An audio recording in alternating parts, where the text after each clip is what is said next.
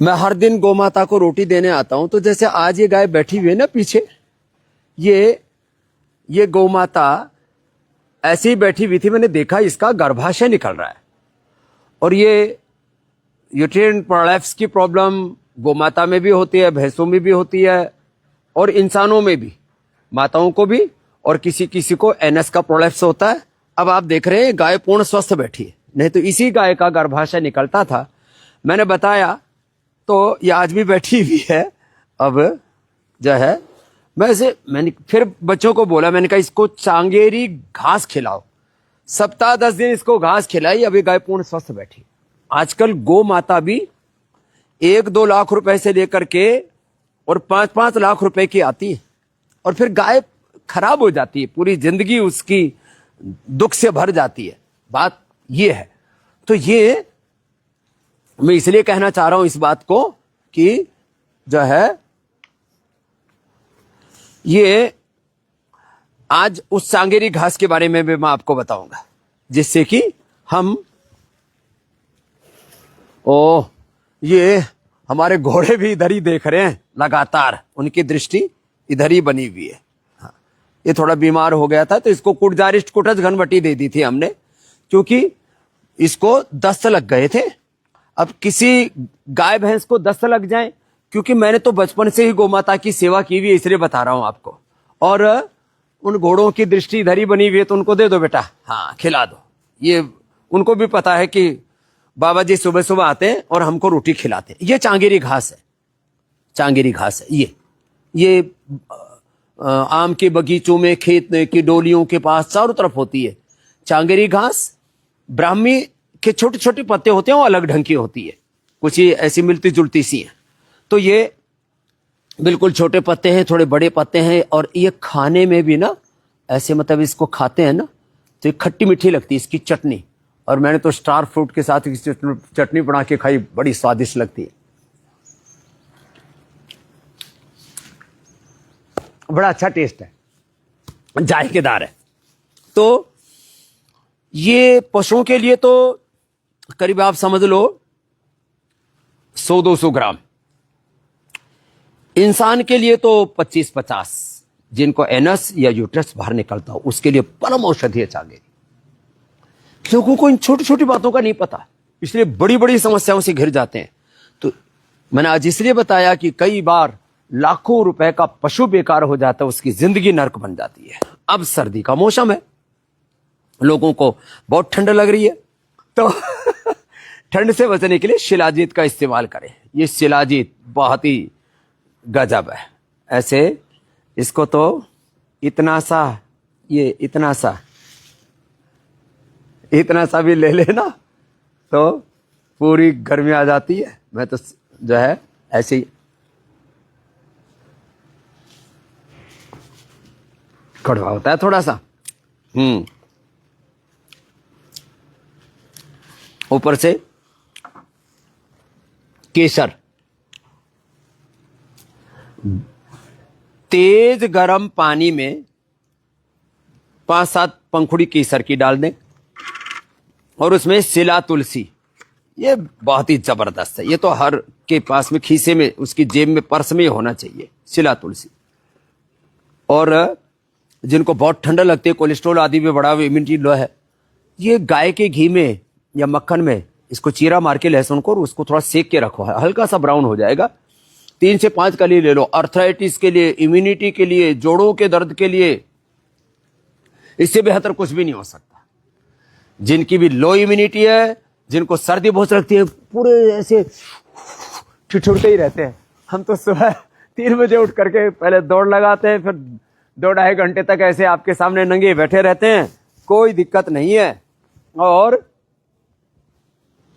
जो है शरीर एकदम फर्स्ट क्लास रहता है। ये महिमा है हमारे योग आयुर्वेद की। तो आप सुबह सुबह लहसुन खा सकते हैं, शिला तुलसी वाली, केसर वाली चाय पी सकते हैं, और Immunogrid curcumin gold, curcumin gold, स्वर्ण शिलाजीत, और एक अप्रतिम औषधि है ओरोगिट। जिनकी भी ओरा कमजोर है, माने जिनकी भी इम्यूनिटी कमजोर है, बार बार सर्दी जुकाम बुखार होता है, किसी किसी पूरे के पूरे कुनबे को, खानदान को, परिवार को ठंड लगती है।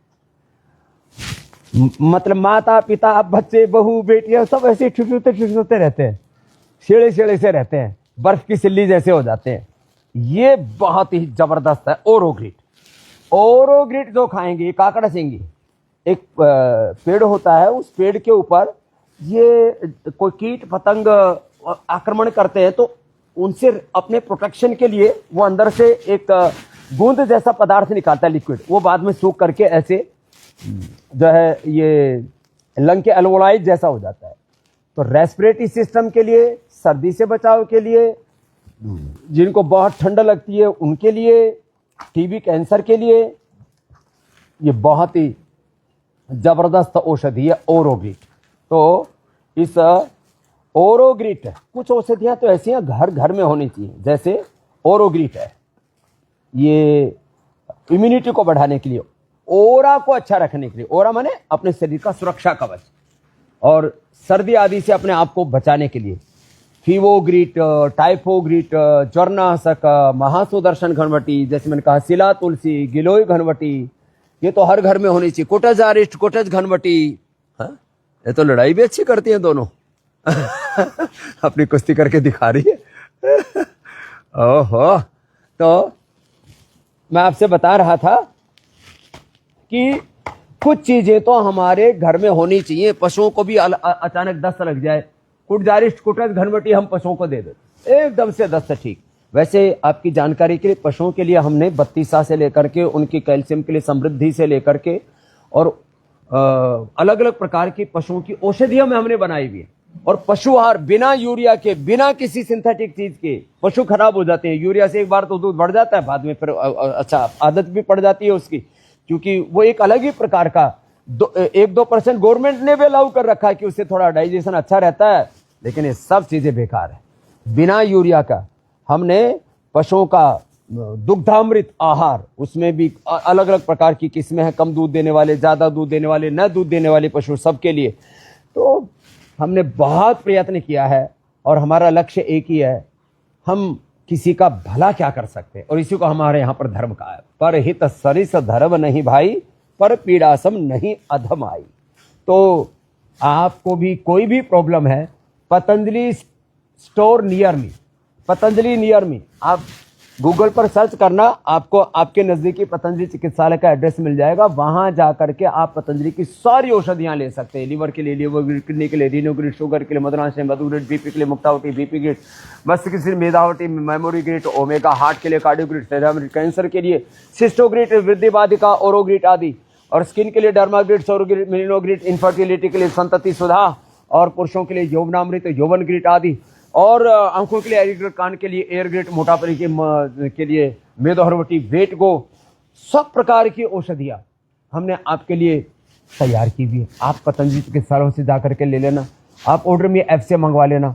और यदि आपको कंफ्यूजन हो रहा हो, एक साथ 2-3 बीमारियां, 4-5 बीमारियां, कई बार बीमारियां भी थोक में, होलसेल में हो जाती हैं, तो 1800-296-1111, मैं तो कहता हूं ये 3 नंबर तो सारे देशवासियों को याद होने चाहिए। 1800-18, सबको याद रहता है, 1 से तो नंबर शुरू होता, 8 योग वालों को तो 8 तो ऐसे ही याद रहता है, 8 चक्र 1800, फिर 2, एक के बाद 2 ही नंबर आता है, फिर 9 द्वार है देह के अंदर, 6 ऋतुएं हैं, 296-1111 भी ये नंबर, और 8954-666-111-222-333 पूरी सीरीज है, और 8954-555-999 पतंजलि गुरुकुलम आचार्य कुलम यूनिवर्सिटी में एडमिशन के लिए। 3 नंबर तो पूरे देश को पता होनी चाहिए, क्योंकि ये देश की सेवा के लिए, भारत माता की सेवा के लिए, और ये सनातन का युग है, योग का युग है। पूरी दुनिया धीरे धीरे अब सनातन की ओर लौट रही है। मैं सबसे आह्वान करूंगा, आइए इस सेवा में आप भी हाथ बटाइए।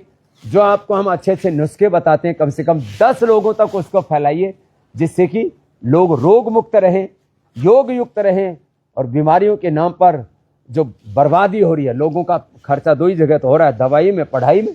दवाई पढ़ाई के नाम पर जो लुटाई हो रही है, उससे बचाने के लिए ये शिक्षा की गुलामी, चिकित्सा की गुलामी, आर्थिक, वैचारिक, सांस्कृतिक गुलामी, गिलानी कुंठाओं से देश को उभारने के लिए जो अभियान चल रहा है, इसमें आप भी समर्थन करो, जो आप मुझसे सुनते हो कम से कम 10 लोगों तक उसको जरूर पहुंचाओ।